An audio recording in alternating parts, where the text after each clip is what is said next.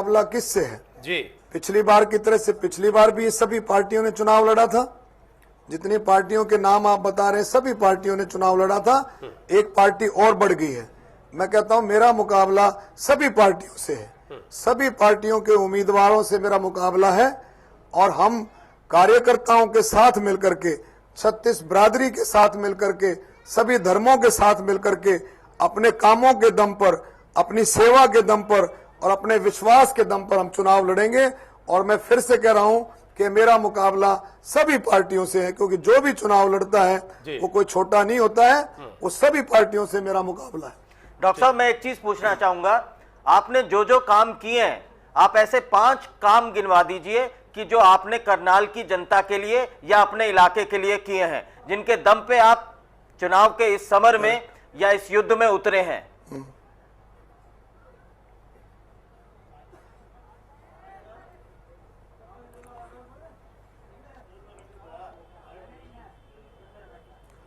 देखिए, छोटे बड़े तो मैं कम से कम 5 नहीं 100 काम गिनवा सकता हूं। आप देखिए, सबसे पहले आप नोट कीजिए, बहन कल्पना चावला के नाम से मेडिकल कॉलेज हॉस्पिटल, उसका काम शुरू हो गया है, युद्ध स्तर पर काम है और पूरा काफी पैसा मंजूर हो गया है। और आप देखेंगे इस साल से क्लासेस भी शुरू हो जाएंगी और वो काम जल्दी से जल्दी पूरा होगा। दूसरा, करनाल में एनसीआर रीजन में करनाल को रखा गया नेशनल कैपिटल रीजन में, ये बहुत बड़ी अचीवमेंट है। एयरपोर्ट, करनाल का एयरपोर्ट, और हमने काफी करीबन पूरे क्षेत्र में, करनाल लोकसभा क्षेत्र में 17 आरओबी रेलवे ओवरब्रिज और अंडरपास दिए हैं, ट्रेनों के स्टॉपेजेस कराए हैं। और रिफाइनरी कैंपस के अंदर एक ISRL Indian synthetical rubber limited का एक बहुत बड़ा प्लांट उस इलाके में आया है। और काफी एलिवेटेड फ्लाईओवर, ओवरब्रिजेस और बहुत सारी बातें हमने की हैं लोगों के लिए। डॉक्टर साहब, अभी आपसे इंटरव्यू करने से पहले हमारी टीम उसने चौपाल लगाई आपके करनाल में, जहां तमाम सब पार्टीज के लोग आए और अपनी बात रखी या मुद्दे रखे। इस बार क्या क्या मुद्दे रहेंगे डॉक्टर साहब? वहां 2-3 बातें आई जो विपक्षियों ने आपके ऊपर आरोप लगाए, मैं वो दोहराना चाहता हूं, उसका जवाब लेना चाहता हूं कि इतने वर्ष हो गया, आपका नेशनल हाईवे जो 6 लेन होना था वो नहीं हो पाया ड्यू टू योर गवर्नमेंट, ऐसा आरोप विपक्षी लोगों ने लगाया। दूसरा, करनाल जैसे क्षेत्र में आज तक भी बस अड्डा नहीं बन पाया है, इसका क्या कारण है? ये आरोप विपक्षियों ने आपके ऊपर लगाए, आप इस पे क्या कहना चाहेंगे?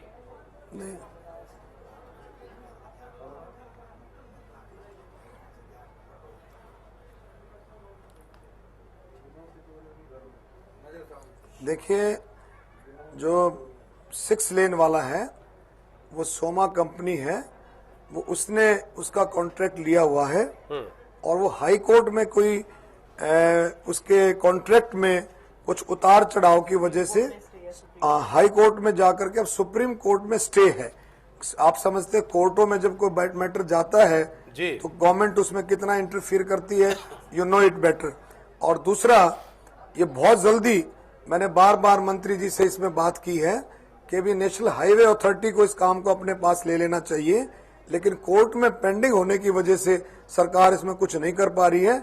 और मैं कहता हूं बहुत जल्दी इस पर हम काम शुरू कराएंगे और जल्दी से जल्दी, कभी तो पूरा आगे तक है, ये तो वहां पानीपत से लेकर के आगे तक पंजाब तक जाएगा, जिसमें कुरुक्षेत्र भी है, अंबाला भी और सब बात। दूसरा, करनाल जो बस स्टैंड की बात है वो ऑलरेडी विचाराधीन है और जगह फाइनल हो चुकी है। सेक्टर 12 में जगह फाइनल है और बहुत जल्दी उसका हम फाउंडेशन स्टोन रखेंगे और करनाल को एक बहुत अच्छा 5 साल गुजर गए आपकी सरकार को शिलान्यास इंटरस्टेट बस कुल मिलाकर 10 साल। डॉक्टर साहब,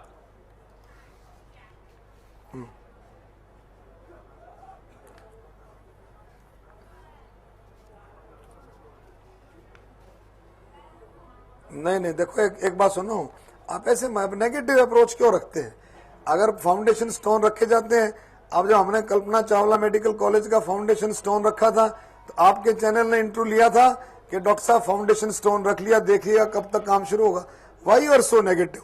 काम शुरू डॉक्टर हुआ, शर्मा, डॉक्टर लोगों शर्मा, ने हम देख लोग लिया कोई- काम शुरू हम हुआ, लोग काम कोई कंप्लीट नेगेटिव भी होगा। अप्रोच नहीं तो रखते। हर चीज का डॉक्टर मैं फिर शर्मा, से हम कहता लोग हूं, कोई नेगेटिव ये अप्रोच नहीं विकास के रखते। काम जो विपक्ष ये है, आरोप लगाता है विकास आप लोगों का पर, पहिया आपकी सरकार हमेशा पर, चाहे वो चलता दिल्ली रहता की है। हो या कोई फिर काम हरियाणा अभी की हो रहा है, हो। कोई थोड़ा रुक विपक्ष के हो ये रहा है, कहता है तो कि सारी जब चीजें चुनाव करीब आते हैं, विपक्ष का आरोप यह है कि जब चुनाव करीब आते हैं तभी कांग्रेस पार्टी की सरकार एक्टिव होती है, तभी वो 6 महीने साल भर में शिलान्यास, लोकार्पण, उद्घाटन में और बिजी होती है। और जितने ये बिल हमारा पास सर होना- आरोप नहीं, विपक्ष का आरोप है। नहीं नहीं नहीं, अब ये ऐसा नहीं है, ऐसा नहीं है कि ये तो चलता काम, विकास का पहिया घूमता रहता है। कोई काम अब हो रहा है, कोई 5 साल पहले शुरू हुआ, कोई 3 साल पहले शुरू हुआ, कोई अब शुरू होगा। ये तो बातें चलती रहती है, ऐसा नहीं है। अभी आप देखिए गरौंडा में मैं आपको बताऊंगा, गरौंडा फुरलक रेलवे फाटक एक हमने मंजूर कराया है, अंडरपास। वो मंजूर हुए करीबन 1.5 साल हो गया, लेकिन उस पर काम धीरे धीरे शुरू होते होते उसमें समय लगा, वो काम शुरू हो गया। तो कई चीजों में गोगड़ीपुर फाटक है, पानीपत में पानीपत जाटल फाटक है, आरओबी है, गोगड़ीपुर आरओबी है। There so many things. आपके संजय कॉलोनी आजाद नगर का फाटक है पानीपत में। बहुत सारी चीजें ऐसी हैं इनमें समय लगता है, और जो काम चालू भी हो गए, खत्म भी हो गए, कुछ में काम चल रहा है और कुछ में काम शुरू होगा। तो ये आरोप लगाता ही है। बहुत सारे विधायक, सांसद सत्ता पक्ष के भी हैं जो मुख्यमंत्री हुड्डा को कटघरे में खड़ा करते हैं भेदभाव को लेकर। नॉट लिसनिंग यू, भेदभाव आवाज को नहीं आ रही लेकर। आपकी। डॉक्टर शर्मा, भेदभाव को लेकर मुख्यमंत्री हुड्डा को कटघरे में खड़ा किया जाता है, विपक्ष के लोग भी करते हैं और सत्ता पक्ष के कुछ विधायक और सांसद भी करते हैं। करनाल के मसले में आप क्या मानते हैं? करनाल में विकास को लेकर भेदभाव हुआ है या नहीं हुआ है? सुनिए जी, सुनिए, देखिए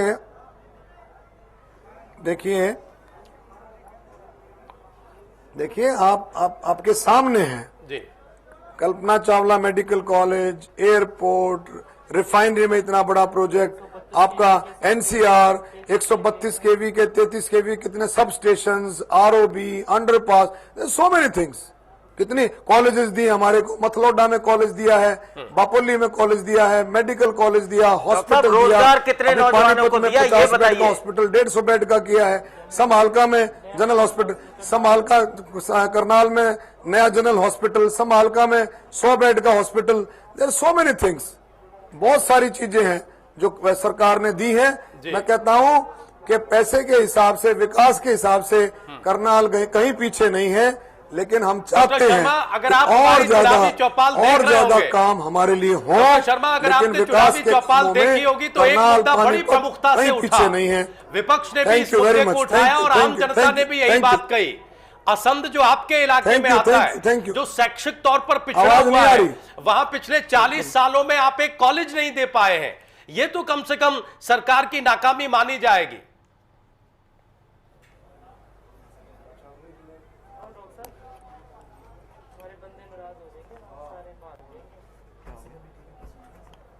कहां कॉलेज नहीं दे पाए? असंध जो आपका इलाका है, कहां कॉलेज नहीं दे पाए? मुझे सुनाई नहीं दे रहा है सर। असंध में मुझे सुनाई नहीं दे रहा है। डॉक्टर शर्मा, हम असंध का जिक्र कर रहे हैं। Listening you.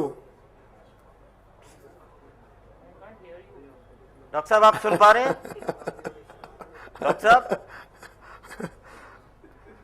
डॉक्टर साहब आप सुन पा रहे हैं? I'm not able to listen you. ठीक है डॉक्टर साहब, हम कोशिश करते हैं दोबारा आपसे जुड़ने की। हम अपने पीसीआर से ये कहेंगे कि जो ऑडियो की दिक्कत आ रही है उसे दूर किया जाए। हम एक छोटे से ब्रेक के लिए यहां पर रुकेंगे, लेकिन ब्रेक पर जाने से पहले एक बार फिर से हम अपने दर्शकों को बता दें कि आज 14 का चक्रव्यूह का सामना कर रहे हैं करनाल से कांग्रेस पार्टी के उम्मीदवार अरविंद शर्मा। अरविंद शर्मा पेशे से डॉक्टर हैं, सौम्य हैं, शालीन हैं, लेकिन उनके विरोधी उन पर यह आरोप लगाते हैं कि वो काफी कुटिल राजनेता है, वो अपने आगे किसी को ठहरने नहीं देते। क्या वाकई अरविंद शर्मा कुटिल और चालाक राजनेता है?